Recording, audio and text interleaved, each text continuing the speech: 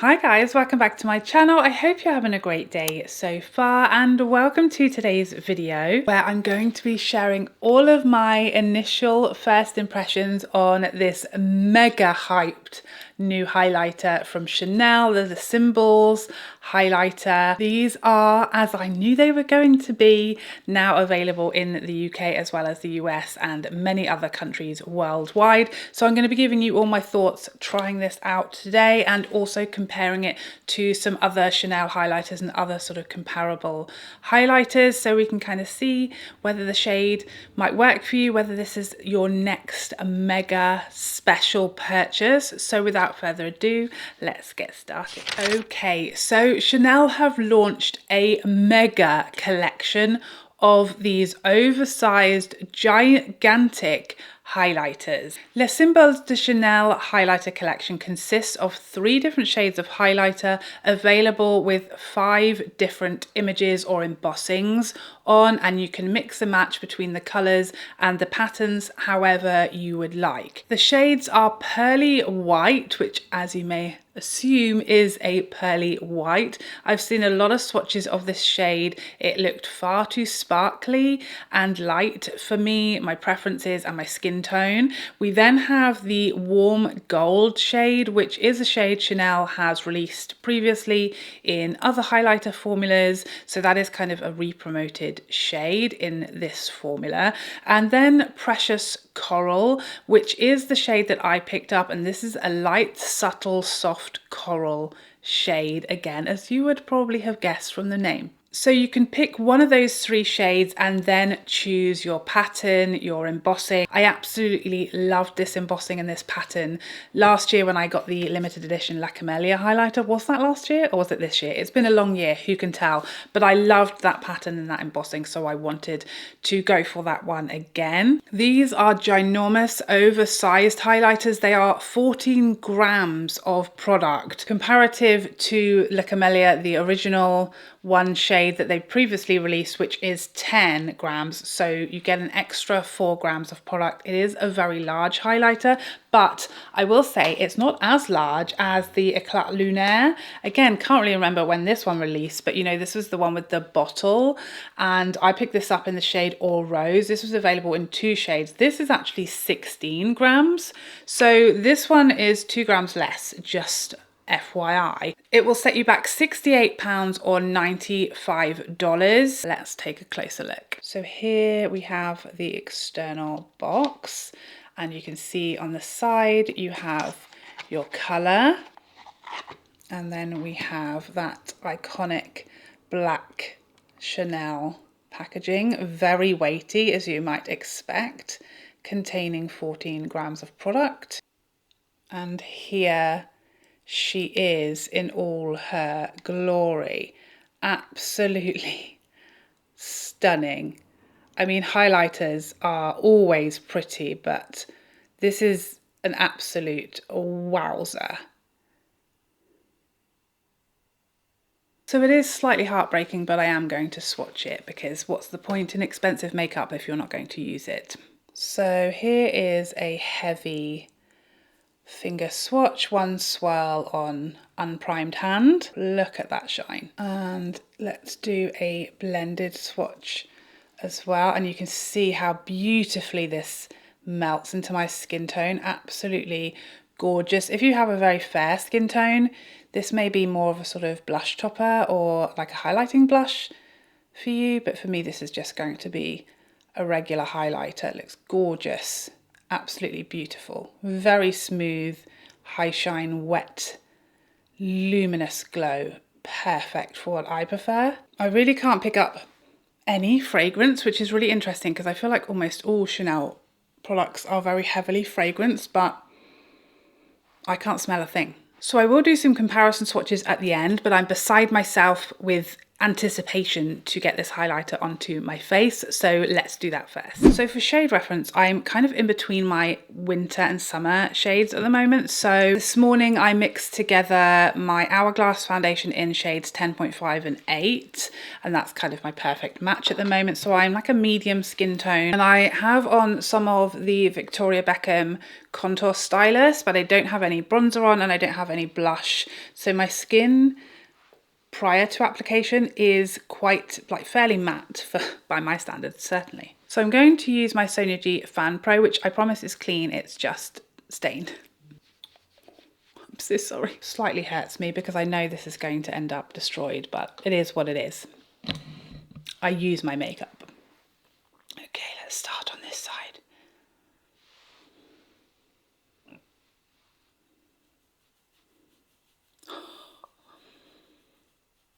Oh my days. I really don't want to be one of those creators who like gasps, but I kind of want to. It's delightful. Wow, that's so pretty, and it's just perfect for my skin tone. Like, you can't detect it from the front, just as it catches the light, and there's no color to it like sticking out on my skin. It's just glow. I'm going to build this up to see the intensity. I mean, this is as much as I really like would ever want as highlighter, and it's very easy to achieve like the perfect level of highlight for me that's really smooth and like glowy, but it's not enhancing texture and it's not looking like it's sitting on top of your skin. It's just really melted in, beautifully glowy, exactly like the level of luminosity that I like. Same thing on this side. I mean, I would never need to build this. It's just perfect as it is. A very like sophisticated, illuminating glow. Not too much, but it's there. It's also like not like you can barely see the glow. You can see the glow. But it's an elegant, grown-up glow. I feel like the bridge of the nose is the place where you can really tell if a highlighter is the right color or not for you. If you use one that's a little dark, suddenly your nose looks like crazy and like orange.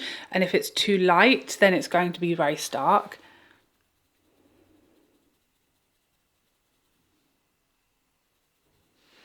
But this is just perfect. Melted into the skin. You can't sort of see, you know, a cast when you're looking straight on. It's not leaving color. But as you turn, my hair looks crazy. Let's resolve that. Oh, it's just beautiful. I might have a new favorite highlighter. This is glorious. I love how it's like invisible from the front. That's how you know the color is spot on. And as you turn, you just get the glow. You can see on this side, I just did one layer. Beautifully subtle, luminous, very, very smooth. And then on this side where I built up, glow, much more glowy.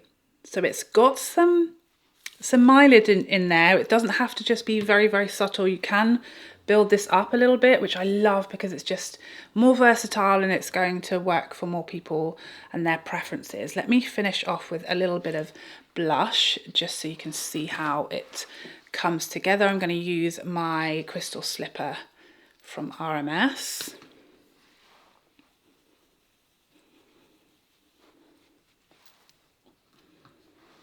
And that's just melted that side all together.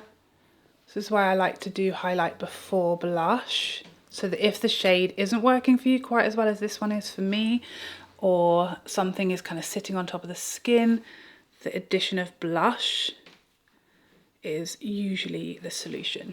I mean, it's absolutely gorgeous, super beautiful, exactly what I was kind of hoping and really wishing this was going to be like, this highlighter. Very smooth, doesn't enhance texture, very, very flattering but glowy enough that I've got some glow. I don't want nothing. I want a bit of glow, but very smooth, very elegant and sophisticated grown-up glow, you know?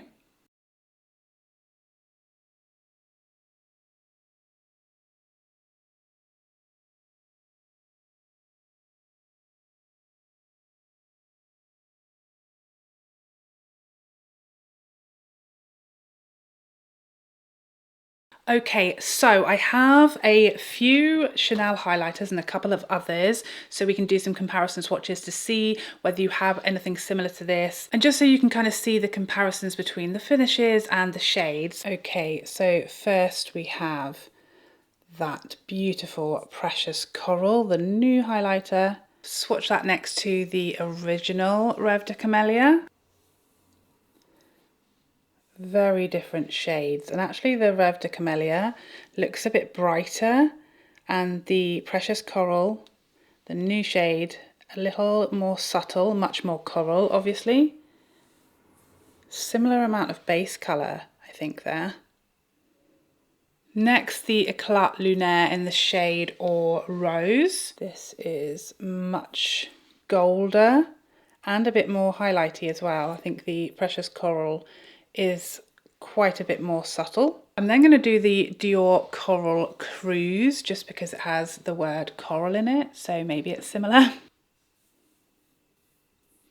So I think the coral shade in the Dior is much more subtle. It's almost a shift. I think when you turn your wrist you can see it more, but it's sort of a duochrome, that shade, and it's definitely not as coral as Precious Coral.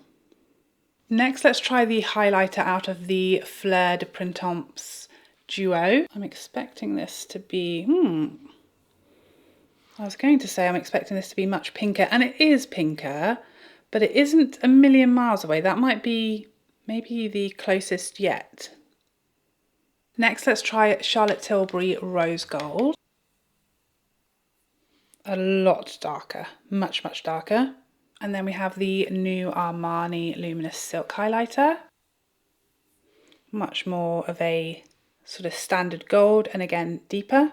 And finally, the gold shade of the new Tom Ford Soleil highlighter. This is the Grand Paradis shade, the deepest shade. That is quite a bit lighter, brighter, and more of a sort of white gold. So no dupes. Again, we have the new Precious Coral shade, original Rephr de Camelia that was only in the one shade, Rose Or from the Eclat Lunaire highlighter. We then have the Dior Coral Cruise, the Fleur de Printemps highlighter, Charlotte Tilbury Rose Gold, the new Armani, and the Grand Paradis shade from Tom Ford.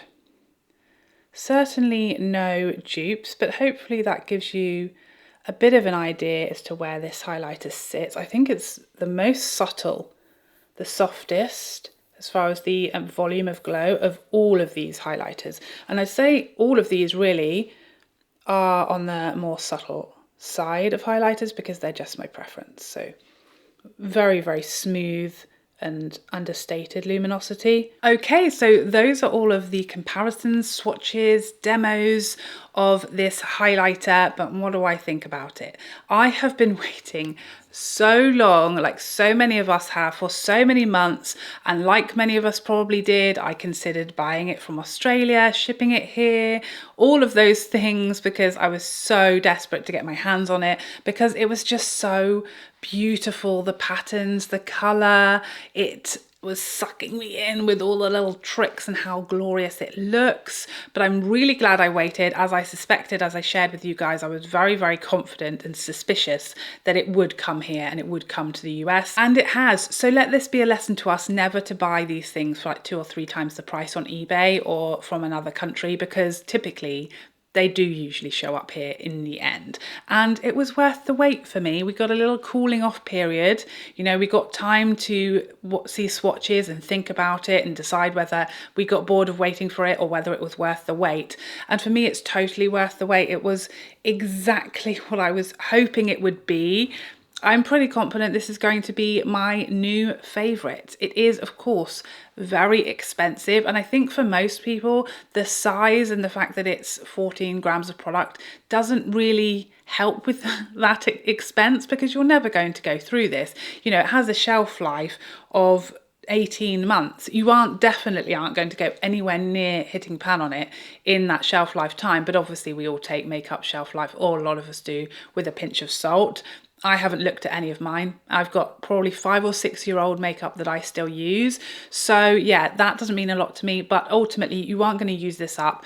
Like I always say, we would have rather had half the product for half the price. I'm sure most of us would probably have preferred that, but that wasn't an option. And I guess as these are limited edition, it is nice to know, like, you definitely don't need a backup, do you? Because even if it never comes back, this is going to last us forever, even if we use it on everyone we know every day. I think it's stunning. I think the colour is of this specific shade, the Precious Coral colour, is different enough to anything I own to make me want to get it, even though I have drawers full of highlighters. I don't really have a colour like this that's super pretty and subtle and understated, and it gives that glorious glow that's so smooth. I love looking at pretty things. You know, we try not to buy makeup for the embossings, but it doesn't hurt when the price point is as high as it is. I think it's gorgeous. I think it's very much that grown-up highlighter that I love. Do you know what I've just thought? I didn't swatch it next to the Pat McGrath. I know someone's going to tell me off about that. Wait 1 second. Okay, so this is the Divine Rose highlighter from Pat McGrath that you guys know how much I love it. Let's see if it's similar. So there's the Pat McGrath. Here is the Chanel. Well, I'm definitely glad I did this, because I think this is the closest. It's definitely got more shine to it, but I think as far as colour, and also Divine Rose has a shift, so it's kind of pink to like peachy gold, sort of rose gold shade. So they are different, they're not a dupe, but that is definitely the closest in colour. So if you have the Pat McGrath, because this is a limited edition as well, then that might be the closest you have shade wise. But yeah, definitely not a dupe, but I think that was the closest one that we had, so phew. So I'm super happy with it. I think it's beautiful. It was exactly what I was hoping it was going to be. I was slightly worried it would be too deep and it was going to be more of a blush on me, and I really wanted this to be a highlighter, not a highlighting blush or a blush topper, which it is. Works beautifully. I have seen people with fairer skin tones who are sort of more using it as a blush topper, as it is going to leave a cast on you if you are much fairer than I am. I think out of all of these highlighters, this is the one that is the most special to me and my preferences. The pearly white shade has a lot more sparkle and glitter to it, and it is obviously much brighter. So I think this is the one absolutely that for me and people around my skin tone is the most worth splurging on if you want to treat yourself, because I think the gold shade, like, it's been done. You know, we have gold shades from Chanel, we have probably that specific warm gold shade from Chanel already. The pearly white is a little light, gonna leave a bit of a cast, probably more texture enhancing, certainly more glittery and chunkier than this, that is very smooth and flattering on texture and very subtle, but in a very beautifully luminous way. It's not nothing,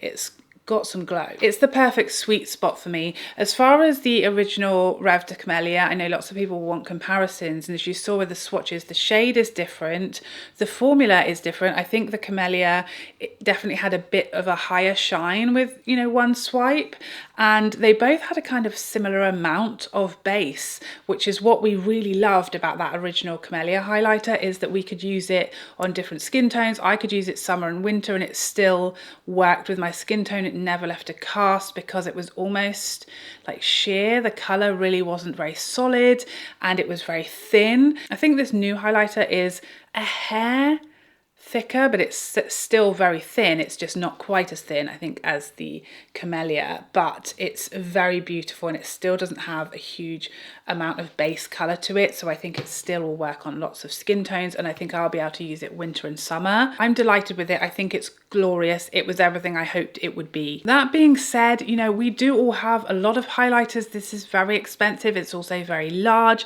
You do not have to buy this, okay? I know a lot of us are very excited about it. You don't have to buy it. If you really won't treasure this, you don't really feel like you need it, don't feel pressured to buy it because of FOMO, because everybody else is talking about it. You know, admire it, appreciate it. You don't have to buy it. If it doesn't excite you, it does excite me, but that does not mean that you're missing out on anything if it's just not as exciting to you and your collection. It is always an absolutely valid option to not pick up any more makeup.